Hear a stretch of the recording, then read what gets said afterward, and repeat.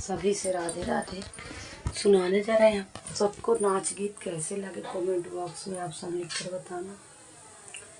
हमारा वीडियो अच्छा लगे तो लाइक करना, सब्सक्राइब करना, ज़्यादा से ज़्यादा शेयर करना। आप सब सभी से राधे राधे।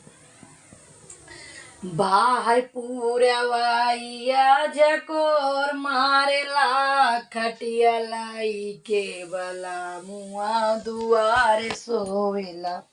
बाहर पूरवाइया जकोर मारेला खटिया लाई के बला मुआ दुआरे सोवेला।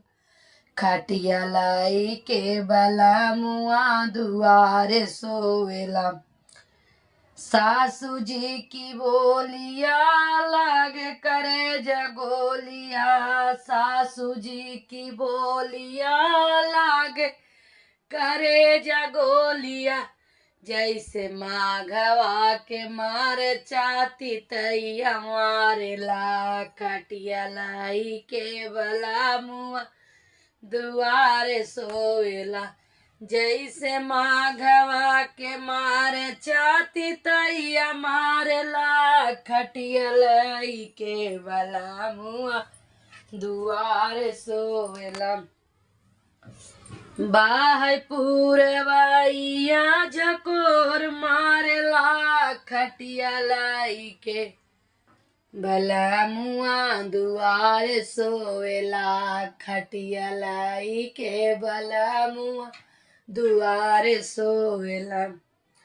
जेठनी जी की बोलिया लागे करे जगोलिया। जेठनी जी की बोलिया लगे करे जगोलिया।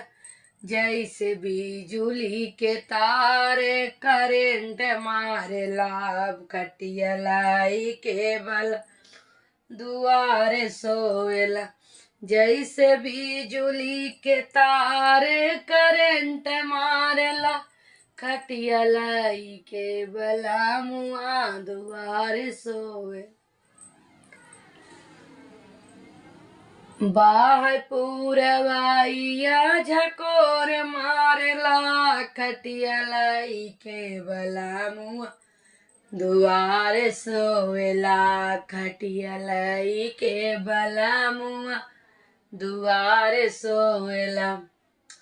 ननदी की बोलिया लगे करे जगोलिया। ननदी के बोलिया लगे करे जगोलिया। जैसे बिच्छी के काटे पे डंक मारेला। जैसे बिच्छू काटे से डंक मारेला खटिया लाई के बला मुआ दुआरे सोवेला। खटिया लाई के बला मुआ दुआरे सोवेला। बाहर पूरवाइया झकोर मारेला खटिया लाई के बला मुआ दुआरे सोवेला। खटिया लाई के बला मुआ दुआरे सोवेला।